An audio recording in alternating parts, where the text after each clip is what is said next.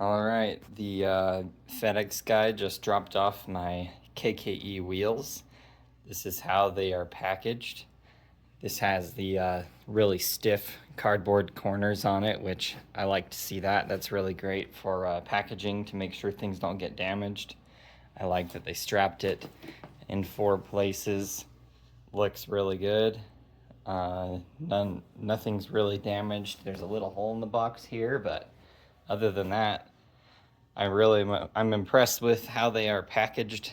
That's a lot better packaging than some wheels that I've got. Like, I mean, even the Yamaha brand wheels, like the actual OEM ones, I've ordered those a few times, and this box is even better than what that came in. That being said, these are a lot heavier than just an OEM Yamaha wheel because the Yamaha wheel didn't have a tire on it and everything already. These are fully assembled, so that is a slight difference. So I guess they can probably get away with a little bit worse packaging, but this actually looks really great. So I'm gonna start cutting this open and get you guys a little closer look at it.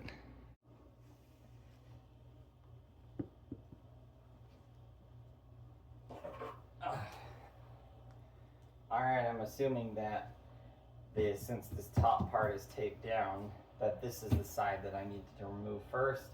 Probably doesn't matter too much, but that's how I'm gonna do it anyway. See what we got in here.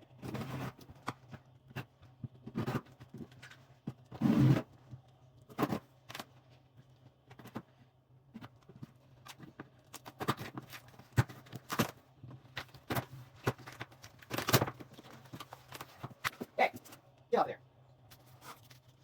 Come here. Wow, that's a pretty thick cardboard.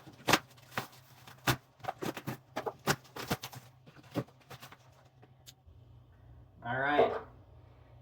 Well, I got the top off. Didn't really come off super easy. That's good, right? So, anyway, let's see what we got here. It's like some wheel spacers. Let's find out what this is here.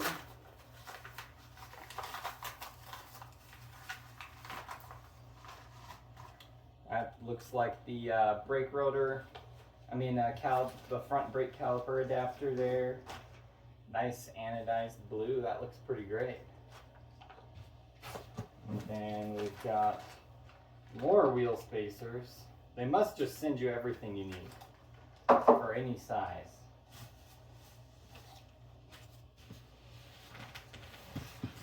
And we got maybe a brake rotor or something, sprocket. Yep, that looks like a nice anodized blue sprocket. And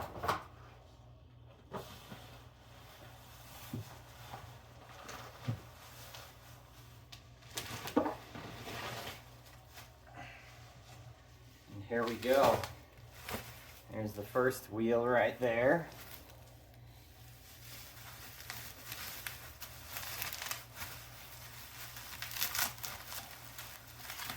Yeah, I should probably invest in a tripod for you guys at some point, but right now we're making the IKEA table work. That looks pretty sweet. All these spokes are nice and tight. That's a great sign. They're building the wheels correctly, and obviously with any wheel that's new, you're going to want to check the spokes as soon as you go on a ride with them.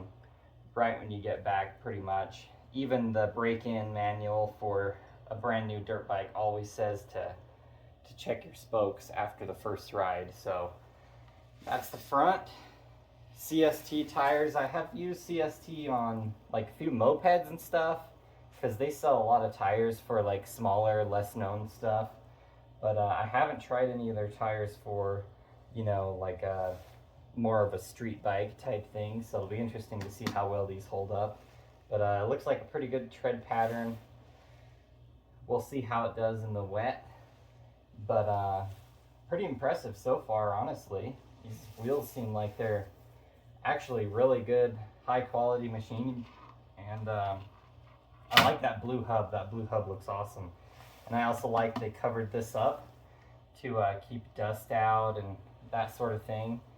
The only thing I've heard online is that some people will change these bearings out for a better bearing, but we'll see how they work for me. We'll see if I have any issues with it. If I do, I'll let you guys know. But yeah, looks pretty awesome. Let's check out the rear wheel here.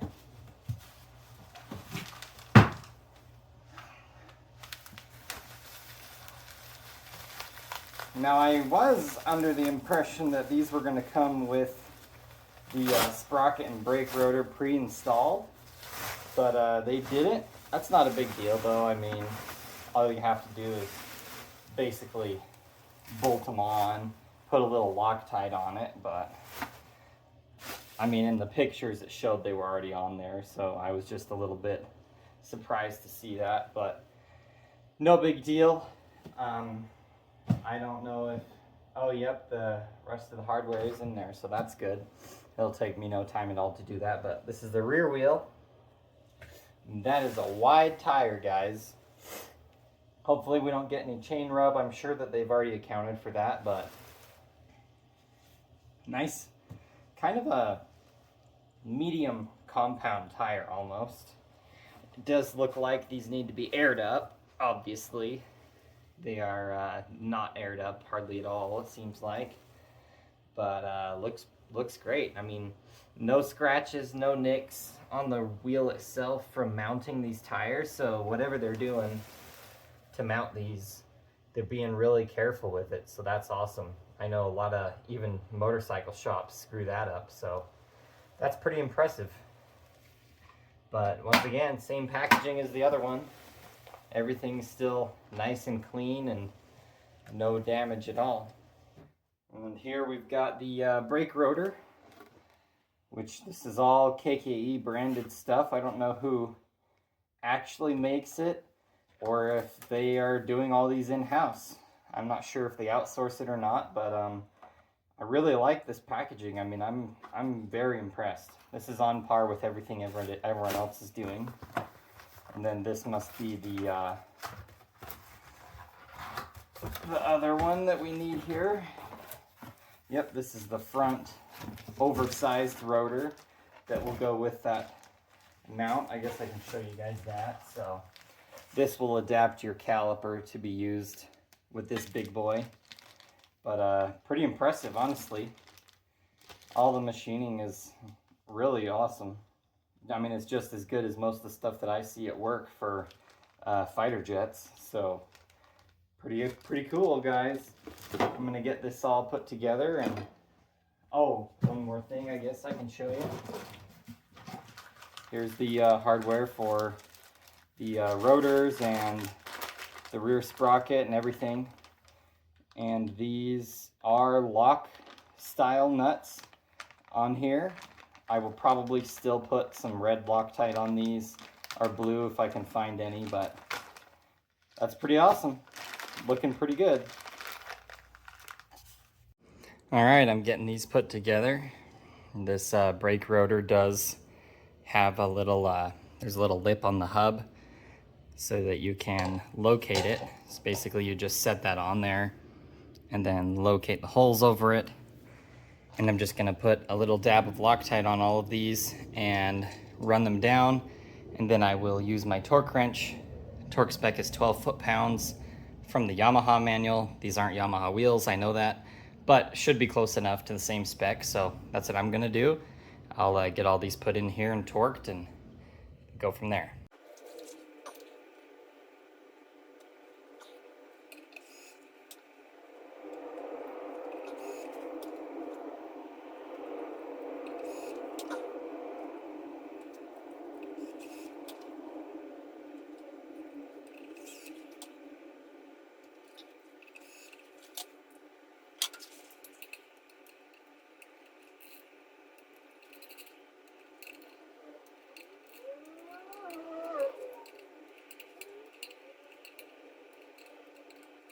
All right, they're all torqued up. They got Loctite on them. This one is ready, apart from the wheel spacers. I still need to figure out which one of those to use. but I'll also probably just air this up real quick. If you guys don't have one of these, you need to get one. Just a little right angle air chuck. I don't remember what brand this is, maybe Cornwell or something. My buddy who used to work for Snap-on got it for me.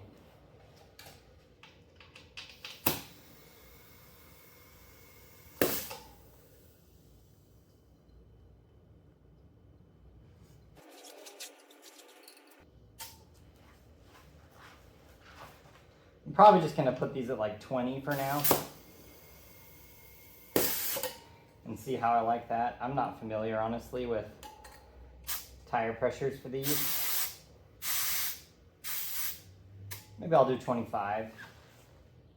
Looks like we've only got, it says a max of 40 PSI, but I feel like you probably don't need 40 in these. So we'll see. We'll see what I end up going with, but we'll try that for now. And we'll move on to the rear wheel. All right, same thing for the rear. Just gonna put a little bit of Loctite on here.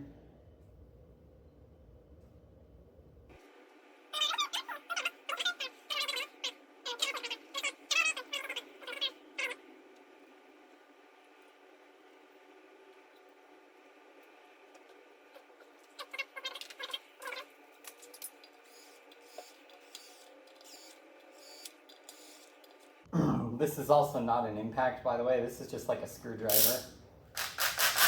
It's pretty weak sauce, so I like to use it to just get things all the way threaded in, and then I use the torque wrench.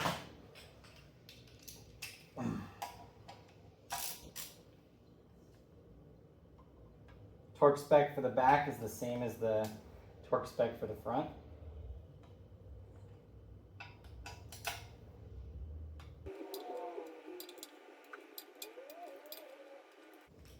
Okay, there's that. Time to do the sprocket. Okay, here we go with the back. This is basically a similar deal. This is just for my own peace of mind. It's probably okay without it, but I would rather not have anything rattle loose on me, so I'm just going to Loctite it anyway. But these are, pretty standard procedure. You just thread these babies on. And like I said, they are lock nuts, so if you don't want to use the Loctite, I guess you'd probably be okay, but I like to use it anyway, so.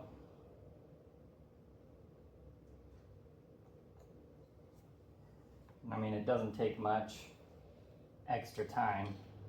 You might as well do it, because having your sprocket fall off is definitely a bad time.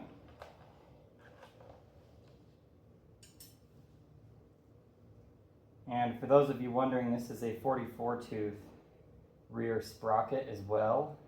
So I'm sure everybody has their own opinion on what works well for the street. I have no idea, honestly.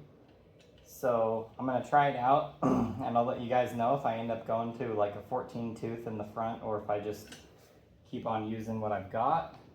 I think my bike stock has a 13 tooth if I remember correctly.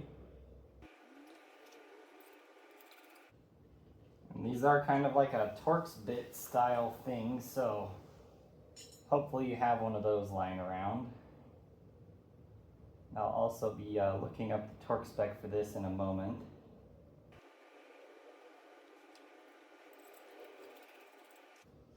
Obviously these you're going to have to put a wrench on the back side and then use your torque wrench on the head of these bolts. So keep that in mind. And I just got Loctite all over my spoke. Nice.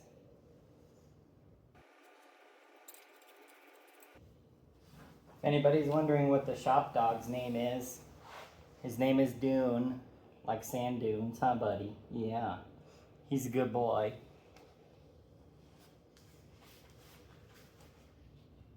Well, as it turns out, the only thing I have to torque this is this bit that goes into my impact. So this is just going to get the Ugga Dugga spec, because that's the only thing I've got that will fit on these little guys. So that's what we'll be doing. This is a 12 millimeter on the nut side. So